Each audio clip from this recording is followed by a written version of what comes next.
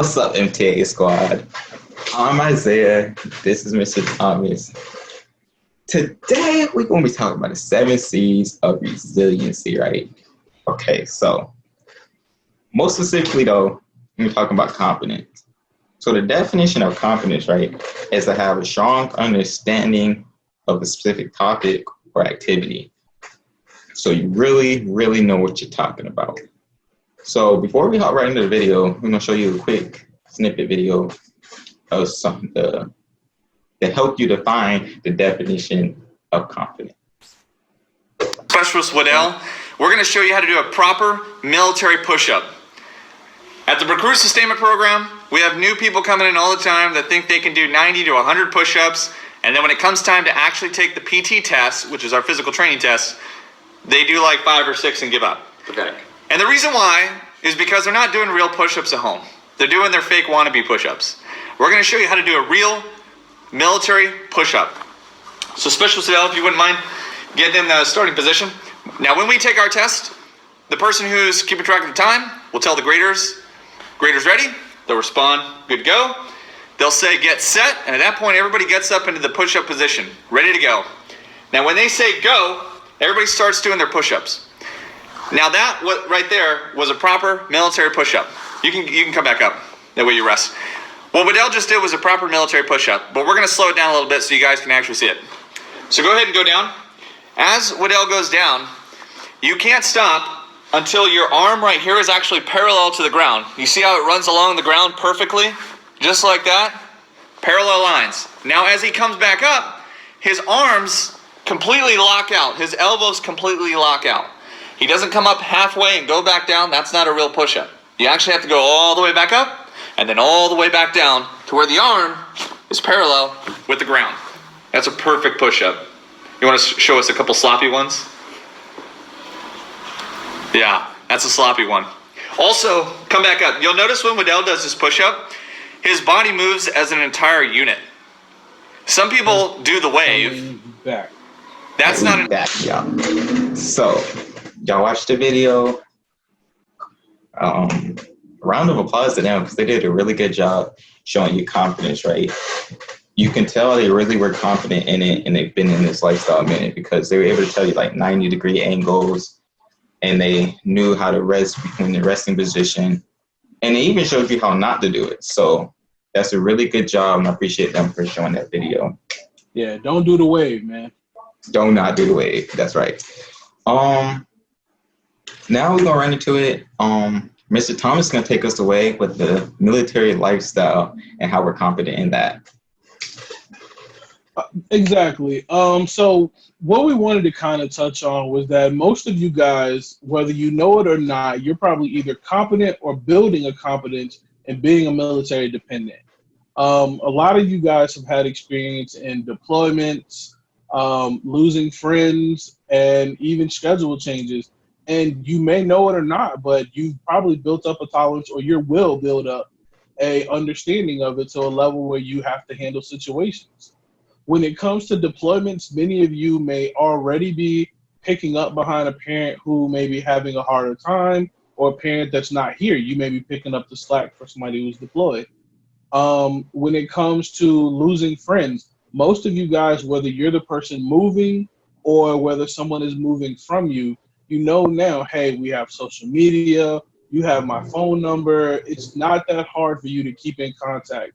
So it may be a different of the leaving them, but you can still deal with that. And even schedule changes. A lot of you guys are already maybe readjusting after school activities or evening jobs, something like that, because, hey, I have to help around the house. I may have to pick up a younger sibling. Those type of things are things that you're already competent in and you know how to make happen. So that's a competence level. And even if maybe you don't have it down right now, you're building it. And people that can help you build that are your advisors. Maybe you have questions. Maybe you are having a hard time with the deployment at the moment. Some of the things you can always do or turn to is your advisor to simply say, hey, maybe can you help me out? Can we go over some things that maybe I can do to make my schedule a little easier? We're here for you as advisors to help you figure out what you need. So we're helping you to be more competent. In outside of that military life, there are a lot of things you guys are competent in. Isaiah put together a list for you guys. So Isaiah. Yes, so I got a top 3 things that teens are confident in. Number 1, airdrop. Everybody is confident in airdrop. We know how to airdrop pictures, profiles, contacts. We got the airdrop down pat. So, number 2, TikTok. We are confident in TikTok that for some of us, we're able to go to executive levels, probably could work for TikTok now and own TikTok. Out here making crazy videos, man. Exactly. And last of all, we got number 3, my favorite, Instagram.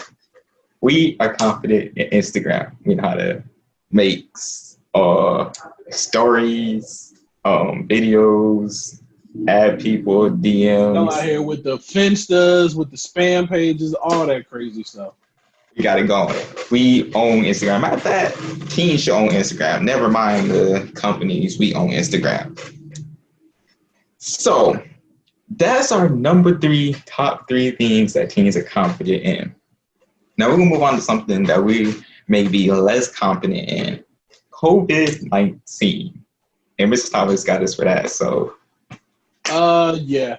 What we wanted to do is we wanted to make sure we talked about COVID because clearly it's something that we're all experiencing. If it wasn't for COVID, we'd probably all be face to face right now, kind of going through these and doing this. But COVID has affected us all. Probably at this point, we all have some level of competence. We all know that, hey, we got to wear our masks. We got to have our hand sanitizer. We need to keep these things and keep our social distance, stay 6 feet, keep the germs. So we have that level of competence, but going forward, we do need to know that things are going to be opening back up. We're going to try to return to some sort of semblance of regular life. So we have to be aware and be paying attention to any changes or things that are coming. Like we tell you with competence, you are going to have some trial and errors, some learning moments. So make sure we know that, hey, we're as youth centers or as places, we're going to be doing different things to try to get back to normal, but we just have to be aware that COVID is still here and we want everybody to stay safe and stay practicing all the right things just so we can all eventually get back to what we know. Again, this is about competence. Isaiah, what's that? Having a strong understanding of a specific topic or activity. And that brings us to our end of our video. So we want to thank you again for tuning in to MTA Squad, learning about competence with us. That's it. Peace. For more information, please go to myfuture.net. And thank you for watching.